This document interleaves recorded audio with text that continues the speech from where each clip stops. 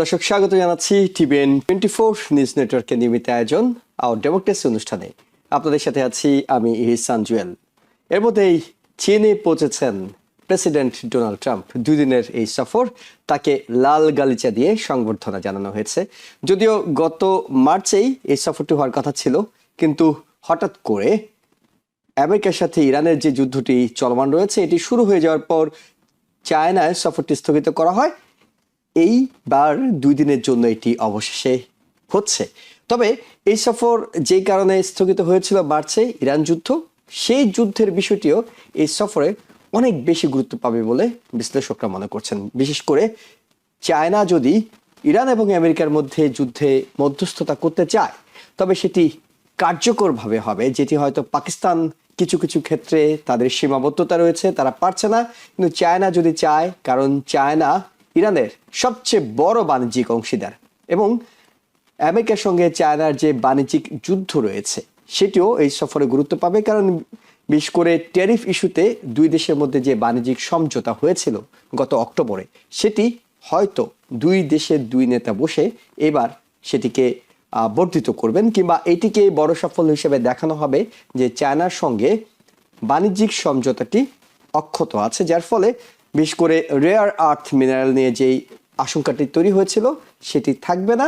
Rare earth এটি অব্যাহত থাকবে, অর্থাৎ আমেরিকা চাইলে এটি আমদানি করতে পারবে। এইসব বিষয়গুলো এই সফরে গুরুত্ব পেতে পারে। তবে সবচেয়ে বড় যে ইস্যুটি অনানুষ্ঠানিকভাবে হয়তো 2 নেতা আলোচনা করবেন, সেটি অবশ্যই এই আমেরিকা এবং ইরান যুদ্ধ বন্ধে চায়না কিভাবে ভূমিকা রাখতে পারে। এবং প্রেসিডেন্ট ডোনাল্ড ট্রাম্পের সফরের আগেই কিন্তু চীনের পররাষ্ট্রমন্ত্রী তিনি ইরান ঘুরে এসেছিলেন, চায়না ঘুরে এসেছেন এবং চায়নার সাথে সর্বাত্মক সহযোগিতা ইরান চায়নাকে করবে সেই আশ্বাসটিও তিনি আদায় করে এসেছিলেন। আসলে 2 নেতার রসনটা কি হবে? তারা কি চোখে চোখ রেখে কথা বলবেন নাকি সমঝোতার ভিত্তিতে কথা বলবেন? তবে আরেকটি গুরুত্বপূর্ণ ইস্যু আছে যেটি চায়নার ইন্টারেস্ট, সেটি হলো তাইওয়ান ইস্যুতে ওয়াশিংটনের অবস্থান নমনীয় করে নিয়ে আসা। বিশেষ করে তাইওয়ানে $14 বিলিয়ন অস্ত্র বিক্রির যে পরিকল্পনা চলছে, যে চেষ্টাটি চলছে, সেটি কোনোভাবে যদি ব্যাহত করা যায়, চায়নার প্রচেষ্টা থাকবে সেই ইস্যুতে।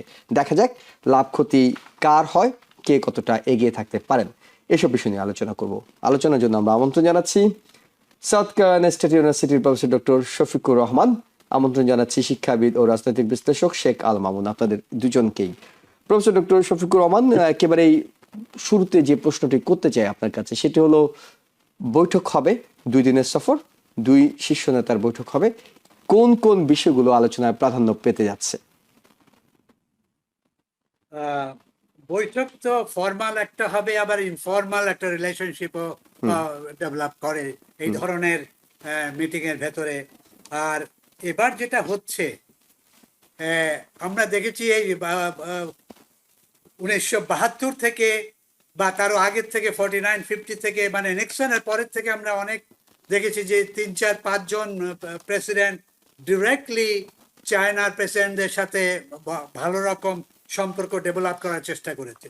তো আমরা ঐতিহাসিকভাবে যেটা দেখছি ওটা আমি একটু পরে বলবো, আলোচনা করব। যে এখন যেটা দেখতে পাচ্ছি সেটা হচ্ছে যে ফর্মাল টেবিলে যেগুলো আলোচনা হবে তার মধ্যে প্রধান আলোচনা হবে, প্রেসিডেন্ট ট্রাম্প যেটা চেষ্টা করবেন সেটা হচ্ছে তার ট্রেড এবং বিজনেস নিয়ে কথা বলার চেষ্টা করবেন, যার জন্য উনি একটা বড় রকম ব্যবসায়ী কোম্পানির মালিকদের এবং প্রেসিডেন্টদের নিয়ে সাথে নিয়ে গেছেন। এটা তার একটা বড় এজেন্ডা। কিন্তু একই সাথে যেটা বড় রকম সারা পৃথিবীতে, সব পৃথিবী তাকিয়ে আছে, সেটা হচ্ছে ইরানের ইস্যু। কি এই যুদ্ধ কিভাবে আরম্ভ হয়েছে, কেন হয়েছে, কোথা থেকে শুরু হয়েছে এবং কোথায় যাচ্ছে, কোনো একটা ক্লিয়ার ভিশন প্ল্যান কারো নেই। ইরানেরও নেই, আমেরিকারও নেই, ইসরায়েলেরও নেই। ইসরায়েলের আছে, ইসরায়েল যেটা চেষ্টা করছে এবং যেটা সাকসেসফুল হয়েছে সেটা হচ্ছে যে ইরানের বেসিক ইনফ্রাস্ট্রাকচার এবং যুদ্ধ এবং আর্মামেন্টসের যত স্ট্রাকচার ওগুলো ভেঙে ফেলা। কারণ ইরান সবসময় বলছে যে ইসরায়েলকে তারা অ্যাটাক করবে বা ইসরায়েলকে পৃথিবীতে থাকতে দেওয়া হবে না, এই ধরনের একটা মানসিকতা, একটা মনোভাব তাদের বিভিন্ন সময় বিভিন্ন গভর্নমেন্টের সিচুয়েশন আমরা দেখতে পেয়েছি। এখন যেটা আমরা বলতে চাচ্ছি সেটা হচ্ছে যে ইরান এবং ইরানের যুদ্ধ এবং ট্রেড, এই দুটো ট্রাম্পের জন্য ইম্পর্টেন্ট, কিন্তু একই সাথে ইরানের যুদ্ধ এবং তাইওয়ান হলো ইম্পর্টেন্ট চীনের জন্য। চীন 1 নম্বর নেগোশিয়েট করবে চায়নার ইন্টারেস্ট ওভার তাইওয়ান। এখন তাইওয়ানের কেসটা প্রেসিডেন্ট ট্রাম্পের জন্য অনেকটা উইক হয়ে গেছে, উইক হয়ে যাবে, কারণ প্রেসিডেন্ট ট্রাম্প এবং আমেরিকা ভেনেজুয়েলা অ্যাটাক করেছে, ইরান অ্যাটাক করেছে, অন্য দেশ তাদের স্বার্থের বিরুদ্ধে বা তাদের স্বার্থের প্রয়োজনে যে যা করা দরকার, প্রয়োজন হলে জোর করে শক্তি দিয়ে যুদ্ধ করে আক্রমণ করে অত্যাচার করে সেটা সে দখল করার চেষ্টা করেছে। এই যে একটা মডেল বা একটা পার্সপেক্টিভ ডেভেলপ করছে বা করেছে ট্রাম্প করেছেন, এটা তাইওয়ানের ক্ষেত্রে যদি চায়না গ্রহণ করে তাহলে একটা বড় রকম সমস্যা হয়ে দাঁড়াবে। কারণ তাইওয়ানে আমেরিকার আজকে যেসব, আমেরিকা না সারা পৃথিবীর বলা যায়, যেসব মাইক্রোচিপস, যেসব রিসার্চ এবং কাজগুলো হচ্ছে এবং প্রোডাকশনগুলো হচ্ছে, ফ্যাক্টরিগুলো হচ্ছে, সারা পৃথিবীর টেকনোলজি এবং মাইক্রো টেকনোলজির যেসব ছোট ছোট অংশগুলো, পার্টসগুলো, সেগুলো তাইওয়ান তৈরি করছে। এই পর্যায়ে তাইওয়ান যদি ইকোনমিক্যালি বা politically, socially, culturally, business wise, technology wise suffer করে, তাহলে সেটা একটা বড় রকম সারা পৃথিবীর উপর এসে পড়বে। এই পর্যায়ে আমি যেটা বললাম যে দুটো মডেল, একটা হচ্ছে ইরান এবং ট্রেড অ্যান্ড বিজনেস, আর চায়নার ইস্যু তাইওয়ান এবং ট্রেড, ইরানের ওয়ার। ওকে, এটা হলো ফর্মাল। এখন তার ভেতরে নিচে ব্যবসা বাণিজ্য, এই যে ব্যবসায়ীরা গেছেন তাদের বেশিরভাগ ব্যবসা এখনো চায়নার সাথে। প্রোডাকশন, অনেক কোম্পানির মেজর প্রোডাকশনগুলো চায়নায় হচ্ছে, এবং চায়নার অ্যাপ্রুভাল ছাড়া সারা পৃথিবীর বিজনেস এখন আর চলতে পারে না। চায়না যে বড় রকম স্টেক কন্ট্রোল করছে সারা পৃথিবীর বিজনেসে, ইন্ডাস্ট্রিতে, মানে পোর্ট সিস্টেমে, এটা অবিশ্বাস্য একটা বড় রকম ভূমিকা চায়না এখন দখল করে নিয়েছে।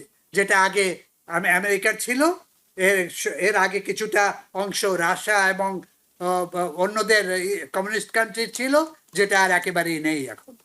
কাজী আমি যেটা বলবো সেটা হচ্ছে যে ইনফর্মাল ওয়েতে বিজনেস ট্রেডকে প্রোটেক্ট করা আমেরিকার একটা বড় রকম ইন্টারেস্ট হবে, চায়নার সাথে ব্যবসা করা। অর্থাৎ আমরা যদি একটু আপনার পয়েন্টগুলো গুছিয়ে নিই, তাহলে এই পুরো সফরটাতে 4টা বিষয় গুরুত্ব পাচ্ছে। আমেরিকার ইন্টারেস্টের জায়গা থাকছে ইরান এবং ট্রেড, এবং চায়নার ইন্টারেস্টের জায়গা থাকছে তাইওয়ান এবং ইরান, অর্থাৎ 3টি বিষয় যদি আমরা বলি। আমরা একটু শেখ আল মামুন আপনার কাছে শুনি, এই 3টি বিষয়ে যখন আলোচনাটা হবে তখন অনেকেই বলছেন প্রেসিডেন্ট ট্রাম্প অন্য যে কোনো সফরে, অন্য যে কোনো দেশে যখন যেতেন তখন যতটা তিনি ফ্রন্টে থাকতেন, এবার তিনি শি জিনপিং এর তুলনায় কিছুটা পিছিয়ে আছেন। অর্থাৎ যখন দাবার গুটিটা চালা হবে, আলোচনা দাবার গুটি যদি আমরা বলি, একেবারে প্রথম চালটা চায়নার হাতে, কিংবা তারা এই দাপটের সঙ্গে চালটা দেবে, এমনটি কি আপনার কাছে মনে হচ্ছে? যদি মনে হয়, কেন? I agree with you.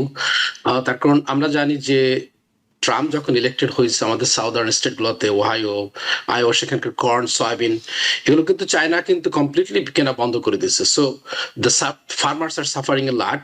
আমরা জানি যে ফার্মারদের সাফারিং লট অনলি তাদের, আমাদের ফার্টিলাইজারের প্রাইস ইনক্রিজ হয়েছে, লট অফ ইকুইপমেন্টের প্রাইস ইনক্রিজ হয়েছে। আমরা জানি যে অ্যাজ অফ দিস মর্নিং আমাদের wholesale inflation went up 5.4, almost 6%. So a lot of farmers are getting hurt by this thing. So Trump যদি তার বেজের কথা চিন্তা করে অবশ্যই he needs to sell the goods of America. এটাকে তাকে চায়না কনভিন্স করতে হবে। At the same time চায়নাকে যদি বারবার ট্যারিফ দিয়ে অ্যাটাক করা হয় এবং থ্রেট দেওয়া হয়, China also is not going to buy it because China is buying a large amount of soybean, corn from Argentina এবং Brazil. So this is one of number one tariff. এবং next হচ্ছে আপনার competition, technological যে competition. আপনি China কিন্তু huge advance in solar, all this technology. আর এপাশে যদি আপনি চিন্তা করেন যে আর্টিফিশিয়াল ইন্টেলিজেন্স, সেখানে কিন্তু চায়না কিন্তু পিছিয়ে নেই। They have their own artificial intelligence. They're not using the NVIDIA chips. They have their own chips production in their own house. So যদিও Trump বলছে, you know what, we're going to let's sell certain design certain NVIDIA chips. So এটা they'll try to negotiate. আর mainly এখন যেটা হচ্ছে যে Iran, আমরা জানি যে Taiwan is a big factor. Taiwan produce more than 80% of the world's chips, যেটা আমরা আমাদের আর্টিফিশিয়াল ইন্টেলিজেন্সের জন্য খুবই খুবই ইম্পর্টেন্ট। এখন যদি তাইওয়ানকে কোনোভাবে ব্লক করে দেওয়া হয়, ব্লকেট করা দেওয়া হয়, যেভাবে আমেরিকা এখন হরমুজে ব্লক করছে, দেন সারা পৃথিবী, আমরা এখন দেখতেছি যে 20% অফ দ্য ওয়েল হয়তো আসতেছে এবং এটার জন্য কিন্তু সারা পৃথিবী সাফার করতেছে। কিন্তু ওখানে যদি ব্লকেট হয়, তখন কিন্তু আমাদের যে ইনোভেশনটা, যে আর্টিফিশিয়াল ইন্টেলিজেন্স, যেটা আমরা চ্যাট জিপিটি বলেন বা আরো যেসব ইন্ডাস্ট্রিগুলো আছে, তারা হিউজলি এক্সপ্যান্ড করতেছে এবং এগুলো কিন্তু is going to be disaster for America এবং তাইওয়ানের জন্য একটা হিউজ ফ্যাক্টর হবে। আর Taiwan is fully depending on American arms, যেখানে তাইওয়ানকে বলা হয় একটা আর্মস ডিপো হয়ে গেছে। এখন এত বেশি আর্মস তাইওয়ানে আছে যেটা আনইমাজিনেবল। এবং আমরা জানি যে right now they are ready to buy $14 billion worth of arms from us, all the missiles and all different things, F-16, F-32, all different things.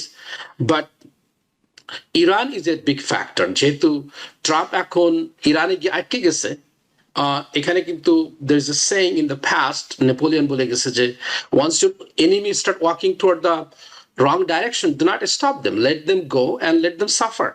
So কিন্তু Trump is the wrong direction right now. আমরা দেখতেছি যে European ইউনিয়নের কেউ আমাদেরকে help করতে আসতেছে না। যদিও আজকে দেখতেছে নিউ ইয়র্ক টাইমস এর এডিটোরিয়াল বোর্ড লিখতেছে, hey European people, friends, we helped you so much, we did the Marshall War plan after World War II, we helped you, we built the whole Europe, we created the NATO, and this is the time you guys come and help me out. But they're not eventually coming and helping us out. So এখন আমরা কিন্তু Trump কিন্তু আটকে গেছে হরমুজে।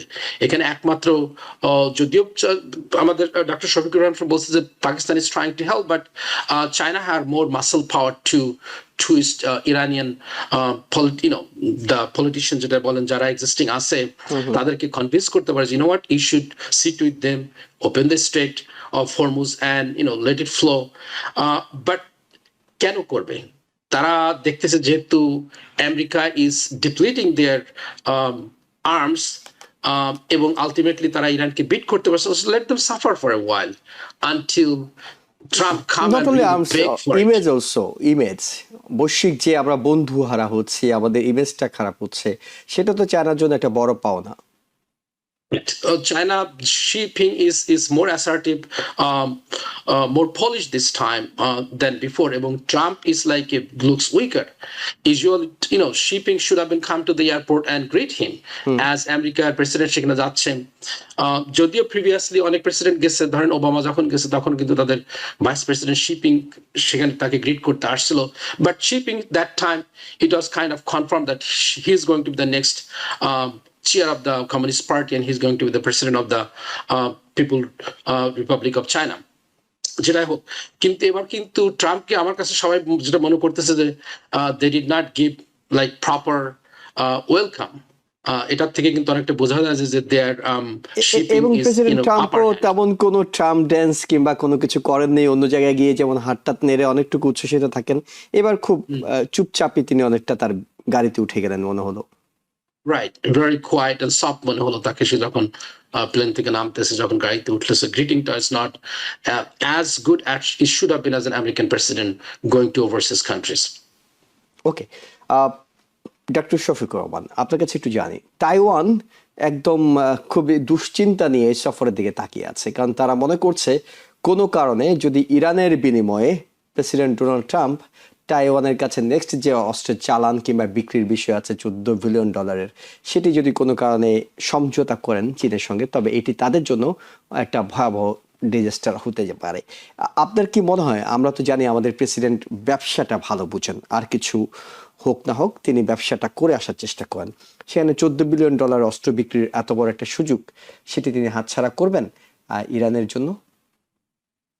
আমার মনে হয় না, কারণ Iran is a very important factor, এতে কোনো সন্দেহ নেই।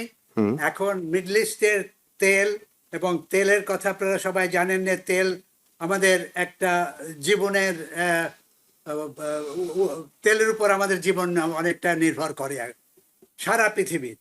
আপনার গাড়ি বলেন, ইন্ডাস্ট্রি বলেন, ফ্যাক্টরি বলেন, প্লাস্টিক ইন্ডাস্ট্রি বলেন, এই মানে কম্পিউটার সিস্টেম বলেন, যে কোনো জিনিস, ছোট কলম পেন্সিল থেকে শুরু করে জুতা কাপড়, মানে ঘর বাড়ির কনস্ট্রাকশনের মেটেরিয়াল হতে আরম্ভ করে অনেক কিছু নির্ভর করে এই তেলের উপর।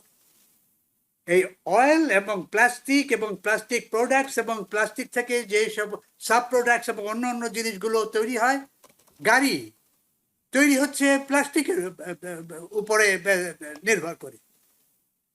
এই যে একটা বড় রকম তেলের যে মানে ভূমিকা, মানে তেলময় জীবন আর কি, আমাদের সবারই জীবনটা তেলময়। বলা যায় যে আমাদের তেল ছাড়া আমরা চলতে পারি না। ওকে, এখন এখানে প্রেসিডেন্ট ট্রাম্প খুব সহজেই যে তাইওয়ানকে ছেড়ে দিয়ে যে ইসের জন্য যাবেন বা মানে ইরানের জন্য, আমার মনে হয় না। এই জন্য কারণ হচ্ছে যে ইরান একা শুধু যে তেল প্রডিউস করে বা তেল ব্যবসা করে তা না, এখানে আরো অন্যান্য বহু অল্টারনেট জিনিস রয়েছে। কিন্তু এই যে নেগোসিয়েশনে যাচ্ছে প্রেসিডেন্ট ট্রাম্প, কিন্তু খুব একটা উইক পয়েন্ট থেকে নেগোসিয়েশনে যাচ্ছেন। অনেকে বলছে যে উনি যুদ্ধে হেরে গেছেন, আমেরিকা যুদ্ধে হেরে গেছে ইরানের কাছে।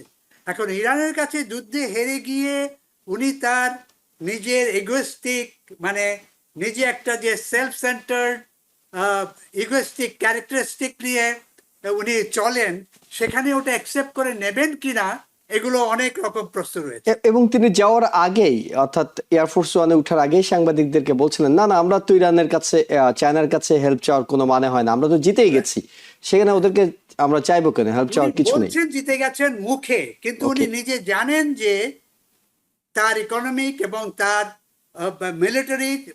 মিলিটারিস্টিক এবং সারা পৃথিবী যে ইমেজ এন্ড রেপুটেশন যেটা হয়েছে, এটা যে উনি জানেন না তা না, জানেন, কিন্তু উনি অ্যাকসেপ্ট করেন না। আর ইউ শিওর যে উনি জানেন? আপনার কাছে মনে হয় যে উনি জানেন? মানে উনি, আমার মনে হয় উনি জানেন, কারণ তার যে অ্যাডভাইজাররা যে রয়েছে, বিশেষ করে ফরেন সেক্রেটারি এবং ডিফেন্স সেক্রেটারির কথা একটু আলাদা সময় বলা যায়, অত অ্যাক্টিভ নয় যেমন ফরেন সেক্রেটারি রয়েছে। তো এই যে আমেরিকার মানে ইমেজ এবং রেপুটেশন, এটা শুধু প্রেসিডেন্টের ইমেজ রেপুটেশন না, এটা আমেরিকার ইমেজ রেপুটেশন। এবং গত মানে 70-80 বছর যাবৎ চায়নার সাথে যে সম্পর্ক, প্রেসিডেন্ট নিক্সন থেকে শুরু করে রেগান, মানে কার্টার, তারপরে ক্লিন্টন, তারপরে অন্য বড় বড় প্রেসিডেন্ট, ফোর্ড, আগে এরা একটা সুন্দর ভালো পরিবেশ তৈরি করার চেষ্টা করেছে ইরানের সাথে, চায়নার সাথে। তো এখন কিন্তু চায়নার আরেকটা বড় ক্যারেক্টারিস্টিক আমাদের এটা রিকগনাইজ করতে হবে, বুঝতে হবে যে আমেরিকার পার্সপেক্টিভ বিজনেসের সাথে সাথে তারা ফিজিক্যাল ফোর্স ইউজ করে, ওয়ার এবং আর্মামেন্টস ইউজ করে বিভিন্ন ব্যবসা বাণিজ্যের সাথে, বিভিন্ন কান্ট্রির সাথে ব্যবসা বাণিজ্যের অ্যাডভান্স করে। চায়না কিন্তু সেটা করে না। চায়না কোনো আজ পর্যন্ত আমরা দেখিনি যে আফ্রিকায় হোক, মানে ওরা কলোনি তৈরি করে না, ওরা ব্যবসা করে চলে আসে ওই জায়গায়, ব্যবসা করে, নগদ লাভ, ইকোনমিক ব্যবসা করে তারা এমন ভাবে একটা গুড রেপুটেশন তৈরি করেছে এশিয়ার মধ্যে, সাউথ আমেরিকার ভেতরে, ব্রাজিলের সাথে, অন্য দেশের সাথে, যে যুদ্ধ না করেও, আর্মস দিয়ে শক্তি ব্যবহার না করেও আমরা ব্যবসা করে একটা সুন্দর রেপুটেশন এবং সুন্দর সম্পর্ক তৈরি করতে পারি। ওকে।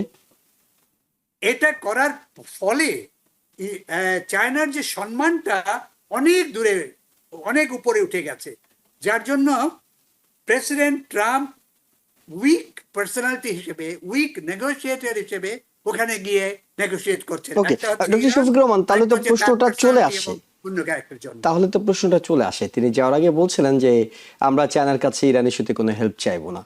এখন যদি তলে তলে অর্থাৎ ডিনার করতে হাঁটতে হাঁটতে যদি দুই নেতা বসে একটু আলাপ সালাপ করেন এবং সেখানে বলেন যে তুমি একটু দেখো না ইরানটা বন্ধ করা যায় কিনা, সে বললো হ্যাঁ তুমি একটু তাইওয়ানে ছাড় দাও, আমি করে দিচ্ছি, মানে যেটা হয় আর কি ইনফরমাল। পারে, negotiate, হ্যাঁ, হ্যাঁ। তো সেই ক্ষেত্রে উনি প্রেসিডেন্ট ট্রাম্প যখন ফিরবেন তখন তো তাকে একটা অ্যাচিভমেন্ট দেখাতে হবে। তিনি তো ছোট জিনিস সব বড় করতে ভালোবাসেন। এ ধরনের আলোচনা যদি হয়, তিনি বলছিলেন যে তিনি হেল্প চাইবেন না, তারপর চায়নার কাছে হেল্প চাইলেন কিংবা একটা কিছু পেলেনও, সেটি তখন তিনি কোন মুখে বলবেন? হ্যাঁ, আমি প্রথমে যেটা বলেছি যে একটা ফর্মাল মিটিং হবে আর কতগুলো ইনফর্মাল নেগোসিয়েশন হবে। সেই ইনফর্মাল নেগোসিয়েশনে থাকবে যে আমরা সাহায্য চাই, ওকে, আমেরিকা সাহায্য চায়। ওকে। আর ফর্মাল নেগোসিয়েশনে থাকবে যে আমেরিকা কখনো চায়নার কাছ থেকে কোনো রকম বড় রকম সাহায্য নেবে না, এটা বলে এই মডেলটা ডেভেলপ করার চেষ্টা করবে বলে এবং ব্যবহারও করবে বলে আমার মনে হয়। অনেক ধন্যবাদ আপনাকে। শেখ আল মাহমুদ, আপনার সাথে জানি সেটা হলো আপনি এর আগের আলোচনায় বলছিলেন যে ওয়াইহো থেকে শুরু করে বিভিন্ন জায়গায় যে কৃষকরা সয়াবিন বিক্রি করতে চায়, যেটা চায়না কেনা বন্ধ করে দিয়েছিল। ধারণা করা হচ্ছে যে এবার যখন বাণিজ্য সমঝোতা যেটি ট্যারিফ ইস্যুতে হয়েছিল গত অক্টোবরে, এটি হয়তো শি জিনপিং এবং প্রেসিডেন্ট ডোনাল্ড ট্রাম্প আরও বাড়াবেন। তারা বলবেন হ্যাঁ সমঝোতাটা থাকুক, এবং একই সঙ্গে যদি সয়াবিন বিক্রিটা চালু করা যায় কিংবা সয়াবিন বিক্রিটা বাড়ানো যায়, এটি তো ওয়াইহো থেকে শুরু করে অন্যান্য কৃষকদেরকে অনেক বেশি লাভবান করবে এবং তারা সরাসরি ভোটার, মধ্যবর্তী নির্বাচনে তারা ভোট দেবেন। একদিকে প্রেসিডেন্ট ট্রাম্প চেষ্টা করছেন রিডিস্ট্রিক্টিং এর মাধ্যমে অন্তত 12টা আসন বাড়ানো যায় কিনা, সেই জায়গায় আবার যদি কৃষকদের জন্য একটা সাফল্য তিনি বয়ে আনতে পারেন। মধ্যবর্তী নির্বাচনের সাথে এই চায়না সফরের কোনো সম্পর্ক কিংবা অর্থনীতিতে যদি কোনো উন্নয়ন হয়, সেটি কোনোভাবে মধ্যবর্তী নির্বাচনে প্রেসিডেন্ট ট্রাম্পকে পার করে দিতে পারে কিনা? আপনি যদি আজকের ইনফ্লেশন রিপোর্টটা দেখেন, that's a very good question. যদি energy price keep going up and stay above $5, even if you sell the soybean and all the other products to the China, still এটা কিন্তু is not going to recover. কিন্তু যেসব state গুলোকে soybean তৈরি করে মানে produce করে, ওখানকার কিন্তু most of the state automatically কিন্তু ট্রাম্পের ভোটের বাক্স, এখানে কোনো চেঞ্জ হবে না, it's not gonna alter that mass. কিন্তু ওভারঅল আমেরিকার যে ওভারঅল যে কনজাম্পশন এবং যে মানে বাইং পাওয়ারটা, এটা কিন্তু উইক হয়ে যাচ্ছে।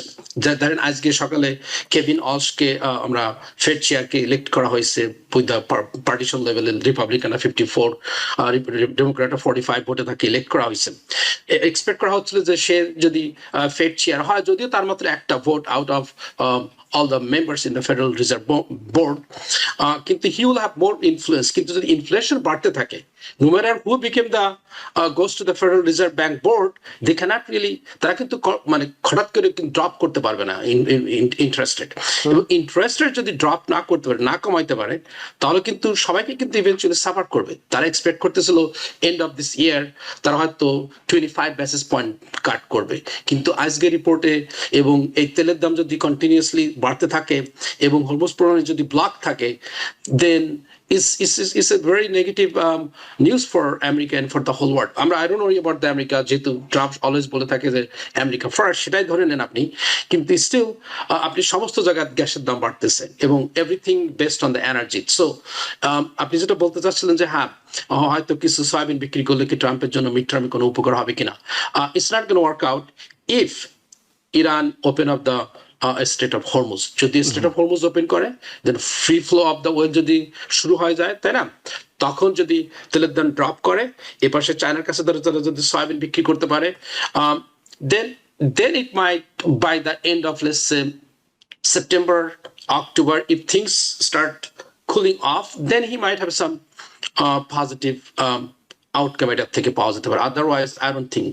এবং প্রিভিয়াস আমি স্টেটমেন্ট যেটা বলতেছিলেন, আমরা আসলে ইরানের সঙ্গে কিন্তু চেকমেট হয়ে গেছে। আপনি যদি সারা পৃথিবীর যত প্রকারের এলিট পলিটিশিয়ান আছে তারা সবাই, বা জেনারেল আছে, আর্মির চিফ আছে, তারা কিন্তু সবাই বলছে যে ইরানকে ডিফিট করা সম্ভব না। So it's best thing we should negotiate with them.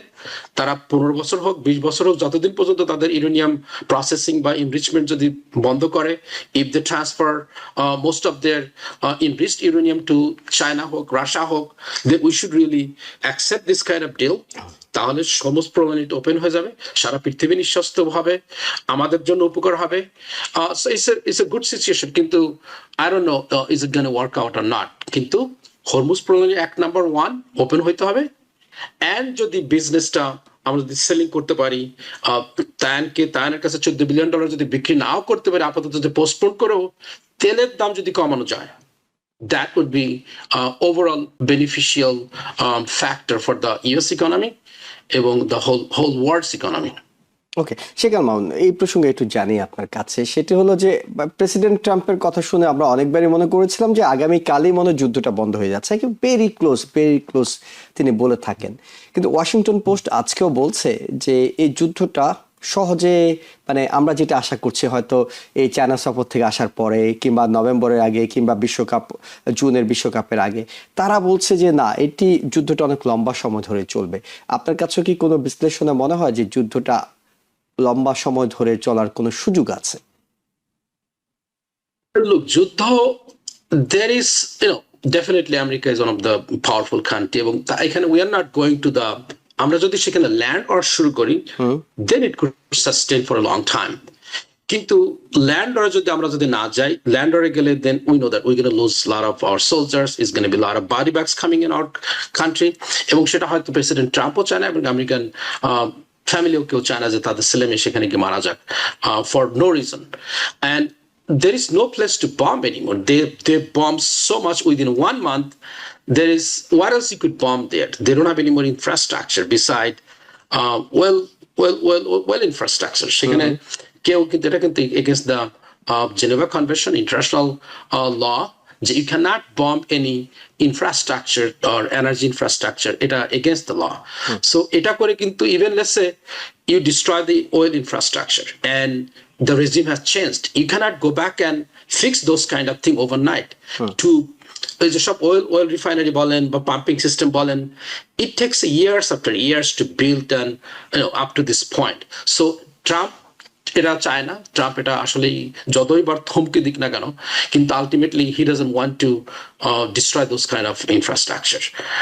So আমি মনে করি যে যুদ্ধ যত মানে খুব তাড়াতাড়ি শেষ হয়ে যাওয়ার সবার জন্যই ভালো আর কি। মানে ইরান হয়তো টেকনিক্যালি এটিকে যুদ্ধবিরতির সময়টাকে লম্বা করছে, কিন্তু ভিতর থেকে হয়তো তারাও চায় যুদ্ধটা তাদের শেষ হতে পারে। আমি একটু প্রফেসর ডক্টর শফিকুর রহমান আপনার কাছে যাই, আপনি যদি এইসব বিষয়ে কিছু যোগ করেন। কিন্তু প্রশ্ন যেটি করব, কেভিন ওয়াশ ফেড চেয়ারম্যান হিসেবে তিনি মনোনয়ন চূড়ান্ত হলো, কোনোভাবে অর্থনীতিটাকে আপনি সুলক্ষণ দেখছেন কিনা? কারণ আমরা তো দেখলাম জেরোম পাওয়েলকে অনেক ধাক্কায়, তার মেয়াদ এমনিতেই শেষ, কিন্তু তাকে অনেক ধাক্কাধাক্কি করা হয়েছিল সরানোর জন্য। এখন তো ট্রাম্প তার পছন্দের প্রার্থীকে নিয়োগ দিতে পারলেন। নভেম্বরের নির্বাচনে কোনো সুফল দেখছেন কিনা? ইরান সম্পর্কে একটা দুটো জিনিস পয়েন্ট আমি অ্যাড করতে চাচ্ছি। সেটা হচ্ছে যে ইরানের ভেতরে যে স্ট্রাকচার অর্গানাইজেশনাল, 31টা প্রভিন্স আছে ইরানের ভেতরে, এবং এই প্রভিন্সগুলোতে আমরা সাধারণত সেন্ট্রালে আর্মি রাখি, সব দেশেরই প্রায় যুদ্ধের আর্মি, আর অন্যান্য জায়গায় পুলিশ বা পিসফুল ফোর্স থাকে অন্যান্য সোশ্যাল স্ট্রাকচার মেনটেন করার জন্য। ইরানের কিন্তু মডেলটা একটু different.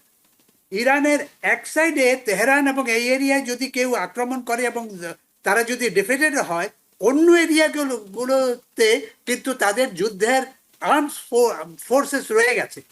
So ministry of foreign অ্যাফেয়ার্সের আপনি সে দেখছেন ইরানের ভেতরে ওদের ডেভেলপমেন্ট লেভেল কিন্তু, এবং আর্মি ডেভেলপমেন্ট লেভেল 31টা প্রভিন্সের 31 রকম। তাদের প্রত্যেক জায়গার থেকে নিজেরা চেষ্টা করলে তাদেরকে ডিফেন্ড করতে পারবে। এই যে একটা মডেল এবং স্ট্রাকচার তারা নিজেদের ভেতরে প্রোটেকশনের মানে সিকিউরিটির জন্য তৈরি করেছে আনবিলিভেবল স্ট্রাকচার, এবং সেটাই তারা ব্যবহার করে যুদ্ধে হারছে না। না হলে আমেরিকার সাথে এবং ইসরায়েলের সাথে একসাথে হয়ে যখন ইরানকে আক্রমণ করেছে, এখানে মানে পরিষ্কারভাবে বোঝা যায়, আমার কাছে যেটা মনে হয় এখানে উইনার হলো এই যুদ্ধে ইসরায়েল। আমেরিকা এবং ইরান দুটো দেশই যুদ্ধে পরাজিত হচ্ছে, ক্ষতি হচ্ছে দুটো দেশেরই, কিন্তু ইসরায়েল ভেতর থেকে এই বেনিফিটটা নিয়ে নিচ্ছে, যেটা তাদের মডেল ছিল হয়েছিল। এখন যদি আমরা ফেডারেল আরেকটা যেটা লাস্ট পয়েন্টে অন্যটা যেটা বলছিলেন, ফেড চেয়ার পরিবর্তন হয়েছে। জি, তো আমার যেটা মনে হয় না বড় রকম ইনফ্লুয়েন্স ইকোনমির একটা বড় রকম চেঞ্জ হবে। মামুন সাহেব যেটা বলেছেন যে ইলেকশনের আগ পর্যন্ত খুব একটা মেজর চেঞ্জ, যুদ্ধ যদি শেষও হয়, কিন্তু তেলের দাম কমবে কিনা, তেল কে কন্ট্রোল করবে, কিভাবে কন্ট্রোল হবে, হরমুজের সিচুয়েশন কি হবে, ইরান তো সেইভাবে যাবে না। ইরান প্রত্যেকটা জাহাজের কাছ থেকে ট্যাক্স দেবে, এবং তারা $1 মিলিয়ন কথা এখন ডিক্লেয়ার করেছে, এরপরে হয়তো আরো বাড়াবে, বলবে যে এই ধরনের করে আমাদের এখান থেকে হরমুজের। মিডল ইস্টের যতগুলো তেলের ব্যবসায়ী তেল প্রোডাকশনের দেশ রয়েছে, বেশিরভাগ দেশগুলো এই প্রসেসে এই পথে চলতে, কাজে তেলের দাম কমার সম্ভাবনা আমি খুব একটা বড় রকম ভাবে দেখি না আগামী 4-5-6 মাসের ভেতরে এই ইলেকশনের আগে। কাজেই যদিও ফেডারেল মানে স্ট্রাকচার, ফেডারেল গভর্নমেন্টের ব্যাংক তারা ইন্টারেস্ট রেট কমাতে পারে, কিন্তু ইন্টারেস্ট রেট কমালেও এটা বড় রকম ভাবে ইন্টারেস্ট রেট কমালে বা বাড়লে কারা বেনিফিটেড হয়? বড় কোম্পানিগুলো, বড় অর্গানাইজেশনসগুলো, তাদের মালিকরা। যারা মধ্যবিত্ত, যারা সাধারণ চাকরি করে, তাদের ইনভেস্টমেন্ট লেভেল খুব কম। সেখানে যদি অনেক প্রফিট মানে দামও বাড়ে, 5-6-7-8% যদি প্রফিট বা 10% যদি ইন্টারেস্ট চলে যায়, তাতেও খুব একটা বড় রকম প্রফিট সাধারণ লোকের হবে না। কাজেই এখানে ইন্টারেস্ট রেট যদি খুব কমেও, তাতে আমার মনে হয় না আমেরিকার এই মিড টার্ম ইলেকশনের খুব একটা বড় রকম ইম্প্যাক্ট হবে। জি, অনেক ধন্যবাদ শেখ আল মামুন। 1 মিনিট সময় পাবো, আপনি যদি এই বিষয়ে কিছু যোগ করতে চান। ইন্টারেস্ট রেট, ফেড চেয়ারের পরিবর্তন এবং মধ্যবর্তী নির্বাচনের অর্থনীতি, মধ্যবর্তী নির্বাচন কোনটা কিসের উপর নির্ভর করবে? দেখেন, আগে বলছে যাদের 7 জন ফেডারেল বোর্ড মেম্বার থাকবে এবং 5 জন থাকবে ফেডারেল ব্যাংকের 5টা ব্রাঞ্চে 5 জন প্রেসিডেন্ট। 7 আর 5 12 জন লোকে ভোট দিতে পারে। এখানে কিন্তু কেভিন ওয়ালশ গিয়ে কাউকে কিন্তু রিকোয়েস্টও করতে পারবে না, ফোর্সও করতে পারবে না যে তুমি এটার পক্ষে ভোট দাও। এবং all of them are very independent. যেখানে মেজরিটি যেদিকে ভোট দিবে, সেখানে কিন্তু যদি বলে যে we have to cut 25 basis point independently, যেখানে 7 জন যদি বলে থাকে, then they will cut it. But still Jeremy Powell is there, even though he's not going to be the board chair, but still he's there, এবং সে কিন্তু vote দিবে। তো এখানে এটা কিন্তু অন্য কোনো থার্ড ওয়ার্ল্ড কান্ট্রি না, বা টার্কি না, বা তারা বাংলাদেশের মধ্যে না যে বাংলাদেশ ব্যাংকের গভর্নরকে ভোট বলে রেট কাট করবেন, ইনফ্লেশন বাড়তে থাকবে। So it is not really helpful for economy and for the country. Ultimately the regular people pay the price. আপনি যদি জোর করে ফোর্সফুলি আপনি যদি এগেইনস্ট দ্য নর্মাল সিস্টেমের বাইরে গিয়ে কিছু করতে চান। সো এইসব ইকোনমিস্টরা they are very knowledgeable, they are very thoughtful, এবং তারা আমার মনে হয় না যে ইরাশনাল ডিসিশন নিয়ে ট্রাম্পের কথা শুনে রেট কাট করবে, এবং ইভেনচুয়ালি লং টার্মে আমেরিকার ইকোনমি আরো ক্ষতি হবে। অনেক ধন্যবাদ। আমাদের সময় শেষ হয়ে গেছে। আপনাদের দুজনকে অসংখ্য ধন্যবাদ, আপনাদের মূল্যবান মতামত এবং সময়ের জন্য। একই সঙ্গে দর্শক যারা দেখছিলেন, সবাইকে ধন্যবাদ জানিয়ে শেষ করছি আজকের মতো। ভালো থাকবেন। টিবিএন 24 টেলিভিশন দেখতে আজই কল করুন 7187776556। লগ ইন করুন www.totalcablebd.com। নিউ ইয়র্ক থেকে সম্প্রচারিত টিবিএন 24 টেলিভিশন বিশ্বজুড়ে বাঙালির কণ্ঠস্বর।